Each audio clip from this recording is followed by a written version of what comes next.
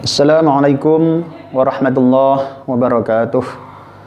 Bismillah, alhamdulillah, wassalatu wassalamu ala rasulillah, amma ba'duh.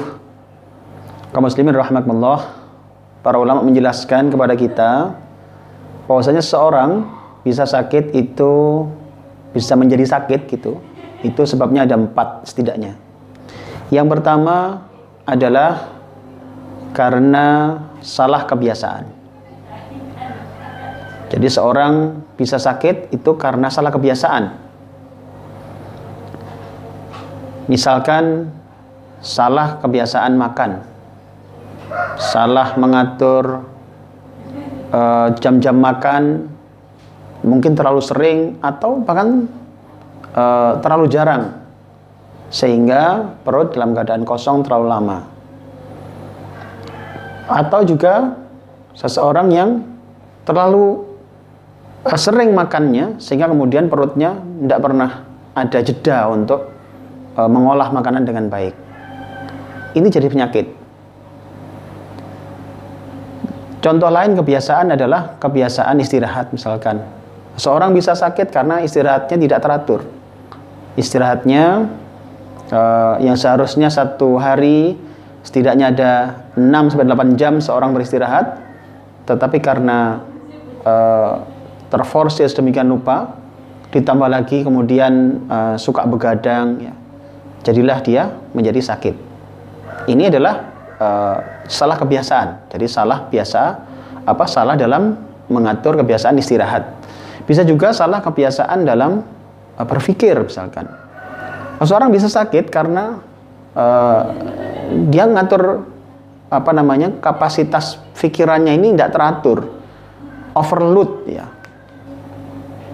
Jadi kami sering menyampaikan dalam beberapa kesempatan bahwasanya seorang itu harus tahu bahwasanya otak ini kapasitasnya terbatas, ya.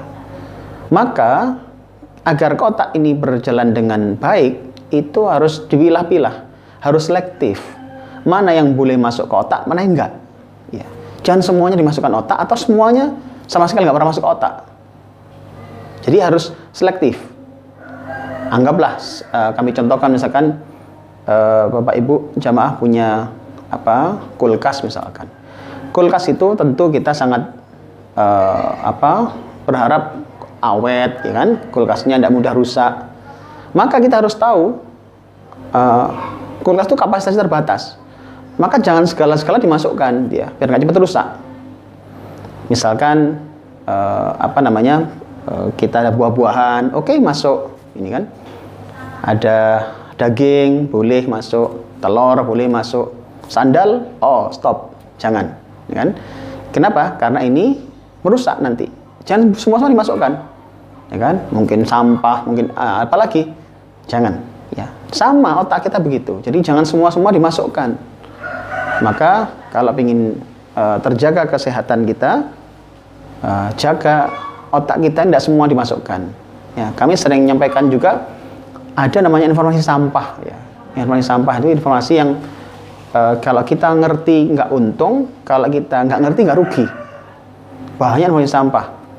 Ada bintang film si A nikah lagi. Kenapa? Jadi kita yang mikir. Kita mikir, kenapa ya kok dia mau sama seorang seperti itu? Kenapa? Nggak usah dipikir, sudah. Itu nggak perlu masuk pikiran kita. Malah bikin penuh, malah bikin overload. Padahal seharusnya ada yang harusnya masuk pikiran.